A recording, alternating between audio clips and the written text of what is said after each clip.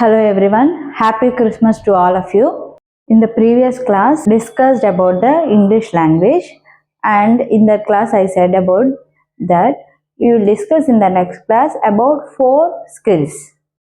So now I am going to tell about the 4 skills in English language.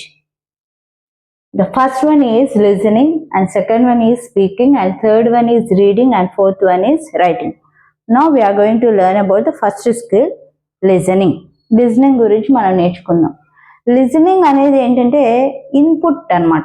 అంటే బయట ఎవరు ఏ వ్యక్తులు చెప్పినా ఏదైనా కూడా మనం వింటాం, విని నేర్చుకుంటాం, విని అర్థం చేసుకుంటాం. Listening involves identifying the sounds of speech and processing them into words. ఇందాక లిజనింగ్ అంటే వింటాం అని చెప్పాను కదా, ఇది దేనిలో ఇన్వాల్వ్ అయి ఉంటుందంటే ఐడెంటిఫైయింగ్ ద సౌండ్, శబ్దాలు. మనకు తెలుగు లాంగ్వేజ్లో ఎలా అయితే సౌండ్స్ ఉంటాయి, ఇంగ్లీష్లో కూడా సౌండ్స్ అనేవి ఉంటాయి అన్నమాట. వాటిని మనం ప్రాసెస్ చేసుకుంటాం వర్డ్స్లో, అంటే వర్డ్స్ రూపంలోకి, పదాల్లోకి ఆ శబ్దాన్ని తీసుకొచ్చేటప్పుడు విధానాన్ని మనం వినటం, దాన్ని లిజనింగ్ అంటాం. లిజనింగ్ అనేది ఏముంది, వినటమే కదా అనుకుంటాం, చాలా ఈజీగా కదా అని. కానీ వినడానికి కూడా చాలా కాన్సన్ట్రేషన్తో వినాలి. కాన్సన్ట్రేషన్ లేకపోతే అది ఎలాంటి సౌండ్ ఇస్తుంది, ఎలాంటి ప్రొనౌన్సియేషన్తో మనం ప్రొనౌన్స్ చేస్తున్నాం అనేది అర్థం కాదు. సో లిజనింగ్ అనేది మనకి హార్డ్ వర్క్తో కూడింది. కాన్సన్ట్రేషన్తో వినాలి. లాంగ్వేజ్ డెవలప్ అవ్వాలంటే లిజనింగ్ స్కిల్ అనేది చాలా ఇంపార్టెంట్. కాబట్టి సౌండ్స్ ఎలా ప్రొనౌన్స్ చేస్తున్నారు, ఆ సౌండ్స్ని మన వర్డ్స్లోకి ఎలా కన్వర్ట్ చేసుకోవాలి అనే దాని మీద ఫోకస్ చేసి హార్డ్ వర్క్ చేస్తే డెఫినెట్లీ కూడా మనకి అదర్ స్కిల్, నెక్స్ట్ స్కిల్ అనేది డెవలప్ అవుతుంది. ఈ లిజనింగ్ కూడా డెవలప్ చేసుకోవడానికి మనకి కొన్ని స్కిల్స్ ఉన్నాయన్నమాట వినడంలో కూడా. సో దానిలో ఫస్ట్ వన్ వస్తే డిక్టేషన్, ఆన్లైన్ డిక్టేషన్. ఈ డిక్టేషన్ అనేది ఏమవుతుందంటే, ఆ సౌండ్స్ వినటం వల్ల మనకి ఏమవుతుందంటే వొకాబులరీ అనేది డెవలప్ అవుతుంది. న్యూ వొకాబులరీ అనేది మనం నేర్చుకుంటాం వర్డ్స్ని. సెకండ్ వన్ వచ్చేస్తే listen to poetry in English. ఇంగ్లీష్లో పోయట్రీ చాలా ఇంపార్టెంట్ అనమాట. దానిలో రిథమ్ ఉంటుంది. సో ఆ పోయట్రీని మనం వింటూ ఉన్నప్పుడు ఆ సౌండ్స్ అనేవి అంటే ఎలా సౌండ్ వస్తుంది ఏంటి అనేది వర్డ్స్లో మనం నేర్చుకుంటాం. నెక్స్ట్ వన్, ఈ లిజనింగ్ డెవలప్ చేసుకోవాలంటే అనదర్ థింగ్ ఏంటంటే స్టోరీస్ వినడం. ఇంగ్లీష్లో మనం ఏదైతే స్టోరీస్ వింటూ ఉంటాము, మూవీస్లో కానీ ఏదైనా కానీ కూడా స్టోరీస్ వినడం అనేది నేర్చుకుంటారు. ఎలా మాట్లాడుతున్నారు, ఎలా సౌండ్ చేస్తున్నారు ఏంటి అనేది. నెక్స్ట్ వచ్చేసేటప్పటికి చాలామందికి లాంగ్వేజ్ అర్థం కాకపోయినా ఇంగ్లీష్ సాంగ్స్ వింటారు. ఆ సాంగ్స్ వినేటప్పుడు కింద సబ్ టైటిల్స్ చూస్తూ వాటి యొక్క వర్డ్స్ ఏంటి, ఆ ప్రొనౌన్సియేషన్ ఏంటి అనేది నేర్చుకున్నప్పుడు అది మనకి ఇంగ్లీష్ లాంగ్వేజ్ అనేది చాలా ఈజీగా ఉంటుంది. లాస్ట్ వన్ ఇంకొకటి వచ్చేస్తే మనకి ఇంకా అనదర్ 2 ఉన్నాయి. దానిలో ఇంకోటి ఏంటంటే లిజనింగ్ టు చిల్డ్రన్ స్టోరీస్. చిన్నపిల్లల దగ్గర నుండి మనం ఫౌండేషన్, అంటే చిన్నపిల్లల స్టోరీస్ వింటూ ఉంటే మనకి చాలా త్వరగా మనకి లాంగ్వేజ్ స్కిల్స్ అనేవి డెవలప్ అవుతాయి, అంటే స్పోకెన్ స్కిల్స్ అనేవి డెవలప్ అవుతూ ఉంటాయి. నెక్స్ట్ వచ్చేటప్పటికి ఇది మోస్ట్ ఆస్పెక్ట్లీ చాలా మంది చెప్తూ ఉంటారు, న్యూస్ ఛానల్స్ వినండి, ఇంగ్లీష్ న్యూస్ ఫాలో అవ్వండి అని చెప్తూ ఉంటారు. సో ఇది కూడా one of the listening skills డెవలప్లోకి రావడానికి యూజ్ అవుతుంది. ఇవన్నీ కూడా మనం ఫోకస్ చేసి డెవలప్ చేసుకుంటూ ఉంటే కనుక ఈ స్కిల్స్ అన్నిటినీ కూడా మనకేమవుతుందంటే వొకాబులరీ డెవలప్ అవుతుంది, ప్రొనౌన్సియేషన్ ఆఫ్ వర్డ్స్ డెవలప్ చేసుకుంటాం. అండ్ నెక్స్ట్ దీని one of the part in spoken English కాబట్టి లిజనింగ్ మీద కూడా ఎక్కువగా మనం ఫోకస్ చేయాల్సి ఉంటుంది. లిజనింగ్ డెవలప్ అయితే నెక్స్ట్ వన్ మనకి స్పీకింగ్, అంటే స్పోకెన్ స్కిల్స్ డెవలప్ అవుతాయి. సెకండ్ స్కిల్ ఏంటి మనకి స్పీకింగ్. ఇదేంటంటే అవుట్పుట్. ఇంతకు ముందు మనం చెప్పుకుంది లిజనింగ్ అనేది ఇన్పుట్, వినడం. ఇప్పుడేంటి, విన్నా దాన్ని మనం ఏమైనా మాట్లాడాలి అనుకున్నప్పుడు, చెప్పాలి అనుకున్నప్పుడు, ఏ విషయాన్ని డిస్కస్ చేయాలనుకున్నప్పుడు మనం మాట్లాడేదాన్ని స్పీకింగ్ అంటారు. సో అది ఆ స్కిల్స్ డెవలప్ అవ్వడానికి సెకండ్ టాపిక్ ఏంటంటే మనకి speaking. So this is output. This one is more effective. కమ్యూనికేషన్లో ఈ స్పీకింగ్ అనేది చాలా ఎఫెక్టివ్. నువ్వు ఎలా మాట్లాడుతున్నావు దాన్ని బట్టే అదర్స్ యొక్క రెస్పాన్స్ అనేది ఉంటుంది. వాళ్ళ యొక్క ఆన్సర్ కూడా మనకి కరెక్ట్గా వస్తుంది అనమాట. దీనిలో సెకండ్ వన్ అంటే కన్వే ఇన్ఫర్మేషన్ వెర్బల్లీ అంటే మాటల్లో మనం ఏదైతే అనుకున్నాం ఎగ్జాక్ట్గా అది స్పష్టంగా అర్థమయ్యేలా చెప్పగలగడం. ఎలా అంటే లిసనర్ అర్థం చేసుకునే విధంగా. If the listener can't understand, we can't get the information what we want from others. మనం ఎదుటి వాళ్ళ నుండి ఏదైతే ఆశిస్తున్నామో, ఏమైతే ఎక్స్పెక్ట్ చేస్తున్నామో అది మనం లిజనర్ దగ్గర నుండి తీసుకోలేం. Because if you won't focus on conveying information verbally. Another one interactive process. ఒక లిజనర్కి స్పీకర్కి మధ్యలో, స్పీకర్ చెప్పింది లిజనర్ విని స్పీకర్ ఎఫెక్టివ్గా చెప్తే ఆ లిజనర్ అర్థం చేసుకున్న ఏదైతే నీడ్ నెసెసరీ ఉందో దాన్ని యాక్టప్ చేసుకుంటాడు లిజనర్. ఓకే, నాకు ఏదైతే అవసరం ఉందో అని అర్థం చేసుకుని నా మాట్లాడాలన్న విషయాన్ని మాట్లాడతాడు. So another one, listening and speaking both are important in English language, and these skills will affect the communication to communicate effectively with the people. మనం ఎవరితో అయితే మాట్లాడాలనుకుంటున్నామో వాళ్ళతో ఎఫెక్టివ్గా కమ్యూనికేట్ అవడానికి listening and speaking both skills అనేవి మనకి బాగా ఉపయోగపడతాయి. Next, in the speaking we have 4 elements. The first one is vocabulary, second one is grammar, third one is pronunciation, fourth one is fluency. Coming to the first one, vocabulary. So in the listening also I said about vocabulary. Daily we have to learn some new words. Like that new words నేర్చుకున్నట్టే right words కూడా నేర్చుకోవాలి. And everyday daily మన news పేపరే తీసుకోవచ్చు, దానిలో new words అనేవి ఉంటాయి. అవి మనం హైలైట్ చేసుకుని దాన్ని మనం సెలెక్ట్ చేసుకుని ప్రాక్టీస్ చేసుకున్నప్పుడు లిజనింగ్ కూడా డెవలప్ అవుతుంది, అలాగే స్పోకెన్ స్కిల్స్ కూడా మనకి డెవలప్ అవుతాయి. నెక్స్ట్, వొకాబులరీలో మనకి డెవలప్మెంట్ ఎలా ఉంటుందంటే అండర్స్టాండింగ్ ఆఫ్ మీనింగ్ని మనం అర్థం చేసుకుంటాం, అలాగే ప్రొనౌన్సియేషన్ డెవలప్ చేసుకుంటాం. అండ్ ఈ వర్డ్స్ని మన కమ్యూనికేషన్లో ఎక్కడెక్కడ యూజ్ చేయాలి, ఈ వర్డ్స్ మనకి కమ్యూనికేషన్లో ఏ వర్డ్స్ అయితే నెసెసరీ ఉన్నాయో, అవసరమైతే ఉన్నాయో అవి యూజ్ చేసుకోవడానికి వొకాబులరీ అనేది యూజ్ అవుతుంది. Next one, grammar. మనం స్కూల్ స్టేజ్ నుండి గ్రామర్ పార్ట్ నేర్చుకుంటూనే ఉంటాం, కానీ ఎప్పుడు విన్నా కొత్తగానే ఉంటుంది. దానిలో డెప్త్కి వెళ్తున్నప్పుడు ఇది విన్నావా అని అనిపిస్తూ ఉంటుంది. గ్రామర్ అనేది ఒక రూల్, ఫ్లెక్సిబుల్ థింగ్ అనమాట. అది మనం మార్చలేంది. అక్కడ వాళ్ళు ఏదైతే రూల్స్ ఇస్తారో వాటిని మనం ఫాలో అవుతూ దాన్ని స్ట్రక్చర్ ఫ్రేమ్ చేసుకుంటూ వెళ్ళిపోతూ ఉండాలి. దీన్ని ఇగ్నోర్ చేద్దాం, పాస్ట్ టెన్స్లో తీసుకెళ్ళి ప్రజెంట్లో ఫ్యూచర్, ఇట్లా టెన్సెస్ మార్చేద్దాం అనుకుంటే అస్సలు కుదరదు. ఏదైతే స్ట్రక్చర్ ఉందో అది ఫ్లెక్సిబుల్ అయితే ఉందో అదే అలాగే యూజ్ చేస్తూ గ్రామర్ని మనం యూజ్ చేసుకునేవలసి ఉంటుంది స్పోకెన్ ఇంగ్లీష్లో మాట్లాడేటప్పుడు, స్పీకింగ్లో. అండ్ దీనిలో కూడా మనకి కొన్ని విషయాలు ప్రొవైడ్ చేస్తుంది గ్రామర్. ఫస్ట్ వన్ ఏంటంటే స్ట్రక్చర్ ఆఫ్ స్పోకెన్ ఇంగ్లీష్. ఏ టైంకి ఏం మాట్లాడాలి, ఆ వర్డ్స్ ఎక్కడ యూజ్ చేయాలి. పాస్ట్ టెన్స్లో అయితే పాస్ట్ టెన్స్లో, ప్రెజెంట్ టెన్స్లో అయితే ప్రెజెంట్ టెన్స్లో, ఫ్యూచర్ అయితే ఫ్యూచర్లో.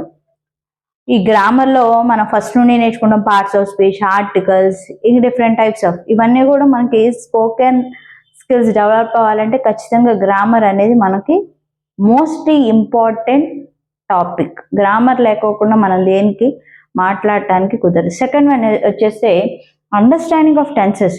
ఇప్పుడు చూసిన టెన్సెస్ అంటారు. అసలు ఈ టెన్సెస్ ఏంటి, ఎలా మాట్లాడుకోవాలి, ఎలా చెప్పాలి, ప్రజెంట్లో ఏ స్ట్రక్చర్ యూజ్ చేయాలి అనే దానిలో చాలా మంది కన్ఫ్యూజ్ అవుతుంటారు. నేర్చుకునే కొద్దికి మనం కూడా టెన్సెస్ నేర్చుకుంటాం కాబట్టి సో దాని గురించి అయితే టెన్షన్ పడాల్సిన అవసరం లేదు. టెన్స్ అంటే ఏంటంటే టైం. ఏ టైంలో ఏం చెప్పాం, ఎన్ని చెప్పామా, ఈరోజు చెప్పామా, రేపు చెప్తున్నామా, ఈ టెన్స్ని బేస్ చేసుకుని అండర్స్టాండ్ చేసుకుని మనం గ్రామర్ అనేది మార్చుకుని మాట్లాడుతూ ఉండాలి. ఈ గ్రామర్ స్ట్రక్చర్ని ఫ్రేమ్ చేసుకుంటూ మాట్లాడుతూ ఉండాలి. అండ్ అండర్స్టాండ్ చేసుకున్న తర్వాత ఆ టెన్సెస్ని కరెక్ట్గా యూజ్ చేయాలి. స్ట్రక్చర్ నిర్మాణం అంటే ఒక సెంటెన్స్ ఫ్రేమ్ చేసినప్పుడు స్ట్రక్చర్ కరెక్ట్గా ఉందా లేదా అనేది చూసుకోవాలి. ఈ 3 థింగ్స్ని మనం గ్రామర్లో నేర్చుకుంటాం. గ్రామర్ నుండి నేర్చుకుని స్పోకెన్ స్కిల్స్ అనేవి డెవలప్ చేసుకుంటాం. Third element in speaking skills, that is pronunciation. Correct pronunciation of words are another element of speaking skills. మాట్లాడేటప్పుడు మాట్లాడే నైపుణ్యాలని డెవలప్ చేసుకోవడానికి మనకి మోస్ట్ కరెక్ట్ థింగ్ ఏంటంటే కరెక్ట్ ప్రొనౌన్సియేషన్ ఆఫ్ వర్డ్స్ అనేది రావాలి. నెక్స్ట్, ఈ ప్రొనౌన్సియేషన్ అనేది ఒకే కంట్రీకి అంటే మొత్తం అన్ని కంట్రీస్కి ఒకే రకంగా ఉండదు. It varies from country to country and cities to cities based on sounds.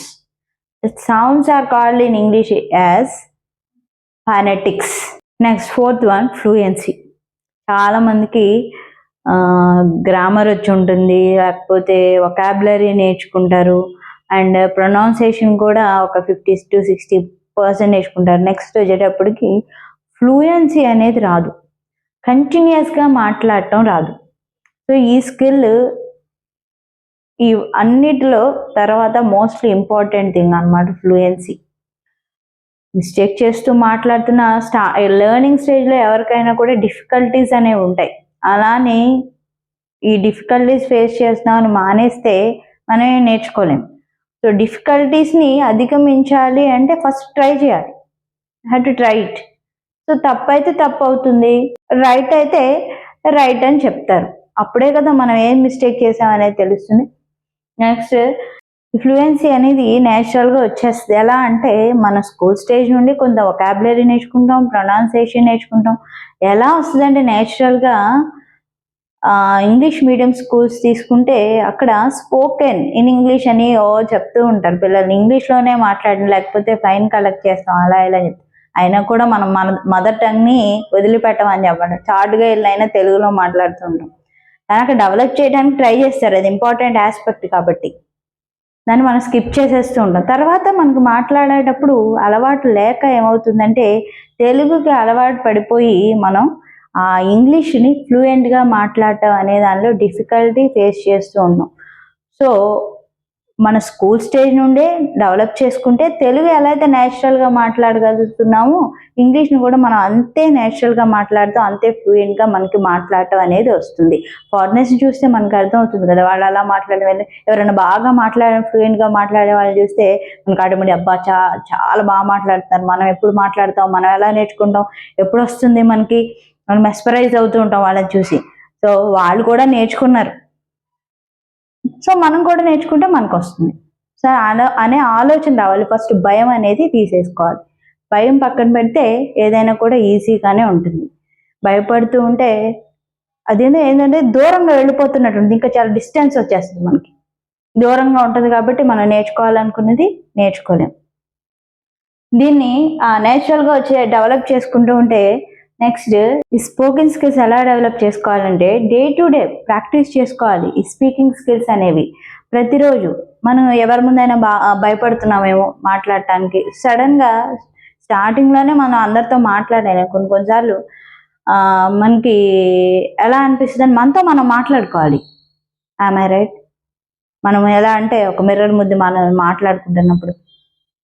So భయం అనేది ఫస్ట్ మర్చిపోవాలంటే ఫస్ట్ మనలో మనం మాట్లాడుకున్న తర్వాత రోజు యూజ్ చేయాలి వర్డ్స్ని. ఇంట్లో వాళ్ళ దగ్గర కానీ ఎవరి దగ్గరైనా కానీ వర్డ్స్ యూజ్ చేస్తూ ఉంటే అవి సెంటెన్సెస్గా కూడా ఫామ్ అయ్యి ఏమవుతుందంటే మాట్లాడటం అనేది వస్తుంది ఫస్ట్. దాని తర్వాత మాట్లాడటం ఏమవుతుందంటే డైలీ ప్రాక్టీస్ వల్ల ఈ ఫ్లూయెన్సీ అనేది డెవలప్ అవుతుంది. అసలు మాట్లాడటం మానేస్తే మాటలు రావు కదా. కొన్నాళ్ళు ఏ భాషనైనా మాట్లాడటం మానేస్తే మర్చిపోతాం. మాట్లాడడం ఇలా ఉంటుందా అని కూడా మనకు అర్థం కాదు. మగవాళ్లే అవ్వాల్సిన అవసరం లేదు, మాట్లాడటం మానేస్తే భాష కూడా మర్చిపోతాం అన్నమాట. సో అలా ప్రాక్టీస్ చేస్తున్నప్పుడు ఇంగ్లీష్ అనేది డెవలప్ అవుతుంది, స్పీకింగ్ స్కిల్స్ అనేవి డెవలప్ అవుతాయి. నెక్స్ట్ వన్ వస్తే రీడింగ్ వైడ్లీ. ఎక్కువగా చదువుతూ ఉండాలి. అది లౌడ్గా మనకి స్కూల్ స్టేజ్లో కానీ కాలేజెస్లో కానీ నేను టీచ్ చేసేటప్పుడు చాలామంది పిల్లలకి ఆ వర్డ్ యొక్క ప్రొనౌన్సియేషన్ రాదు. ఏమో ఈ లెసన్ చదవండి, లేచి ఆ సెంటెన్స్ని ప్రొనౌన్స్ చేయండి అంటే చాలా తడబడుతూ ఉంటారు. కొంతమందికి భయం వేస్తూ ఉంటుంది అనమాట. అమ్మో నన్ను నుంచోబెట్టేశారు, నేను ఏమైనా మిస్టేక్ చెప్పేస్తానేమో అని చెప్పి. కొంతమందికి స్ట్రక్చర్ ఫామ్ చేసి అంటే ఆ సౌండ్స్ కూడా రావు. కానీ కొన్ని స్టేజెస్ దాటి వచ్చేస్తారు. ఎలా వచ్చారో వాళ్ళకి తెలియదు. తర్వాత వాళ్ళకి భయం వచ్చేస్తుంది ఇంగ్లీష్ లాంగ్వేజ్ అంటే. ఫస్ట్ నుండి డెవలప్ చేసుకోవాలంటే ఇంప్రూవింగ్ ఫ్లూయెన్సీ ఎలా అంటే చదువుతూ ఉండాలి. లౌడ్ రీడింగ్ వైడ్లీ, ఎక్కువ విస్తారంగా చదువుతూ ఉండాలి ఎప్పుడు కూడా. అంటే చదవమన్నారు కదా అని చెప్పి అమ్మో ఏంటి ఎలా చదువుతూనే ఉంటే చేస్తా అంటే కదా, మీకు ఉన్న టైంలో, లీజర్ టైంలో ఏదైతే మీకు హ్యాపీయెస్ట్ థింగ్ ఏదైనా అనిపిస్తూ ఉంటుంది, ఈ టైంలో నేను ఏదైనా నేర్చుకోవాలి, డెవలప్ చేసుకోవాలనుకున్నప్పుడు చదువుతూ ఉండండి. మీకు మీరుగా ప్రాక్టీస్ చేసుకుండండి, పైకి మాట్లాడుకుంటూ ఉండండి. అప్పుడు మీకు అర్థమవుతూ ఉంటుంది మీరు ఏం చేస్తున్నారు, ఏం మాట్లాడుతున్నారు. అండ్ సజెషన్స్ తీసుకోవడం కూడా తప్పు కాదు. వెంటనే ఏదే రాదని మీకు చెప్పాను కదా, మిస్టేక్స్తోనే స్టార్ట్ అవుతుంది ఏదైనా కూడా. సో ఈ ఫ్లూయెన్సీ అనేది ఏంటంటే మనం మాట్లాడాలి, పైకి మాట్లాడాలి, రోజు కూడా దాన్ని ప్రాక్టీస్ చేస్తూ ఉండాలి. ఇంకొకటి ఏంటంటే reinforce the knowledge of spoken language. So ఎప్పుడైతే మనం మాట్లాడుతుండో దృఢంగా మాట్లాడాలి, మనకి స్ట్రాంగ్నెస్ వచ్చేస్తుంది. ఓకే నేను మాట్లాడగలను, నాతోనే కాదు నేను వేరే వాళ్ళతో కూడా మాట్లాడగలను. సో ఒకరితో స్టార్ట్ అయ్యింది, తర్వాత ఇద్దరితో అవుతుంది, తర్వాత ముగ్గురితో అవుతుంది, తర్వాత కొంతమంది ముందు మనం మాట్లాడగలిగే క్యాపబిలిటీ అనేది మనకు వస్తుందన్నమాట. సో ఈ ఫ్లూయెన్సీ ద్వారా మనం ఏం చేస్తామంటే మనల్ని స్ట్రాంగ్గా చేసుకుంటాం. ఇంగ్లీష్ని మనం ఎలా మాట్లాడాలి అనే దాని వేలో మనం స్ట్రాంగ్గా బిల్డ్ చేసుకోవడం. ఫస్ట్ ఈ 2 స్కిల్స్ని డెవలప్ చేసుకున్న తర్వాత ఈ క్లాస్లో నెక్స్ట్ క్లాస్లో మనకి రిమైనింగ్ ఏమున్నాయి, రీడింగ్ అండ్ రైటింగ్. ఇవైతే అసలు మనకి చాలా ఈజీ అనుకుంటాం. మనకు అసలు సెకండ్ స్కిల్లే కొంచెం అనమాట డిఫికల్ట్. లిజనింగ్ కూడా ఏముందిరా విందాంలే, ఏముంది విందాం అనుకుంటుంది. కానీ ఇక్కడికి వచ్చే సెకండ్ స్కిల్ వచ్చేటప్పటికే చాలా ఒక బండరాయిని లేకపోతే ఒక పర్వతాన్ని, ఒక మౌంటైన్ని మోస్తున్నట్టు అనిపిస్తుంది అనమాట. మాట్లాడటం వస్తుంది కానీ భయం, మాట్లాడతామో లేదు, ఎక్కడన్నా ఏమైనా తప్పు చేసేస్తామేమో, ఎవరైనా ఏదైనా అనేస్తారేమో అనే భయంతో అలా ఆగిపోతాం అనమాట. సో అలాంటి భయాన్ని వదిలేయాలంటే first skill and second skill మీద ఫోకస్ చేయండి. అండ్ వాటిలో ఉన్న ఎలిమెంట్స్ని ప్రాక్టీస్ చేయండి. అండ్ ఆఫ్టర్ దట్ నేను మళ్ళీ రీడింగ్ అండ్ రైటింగ్ స్కిల్స్తో మళ్ళీ నెక్స్ట్ క్లాస్లో మీ ముందుకు వస్తాను.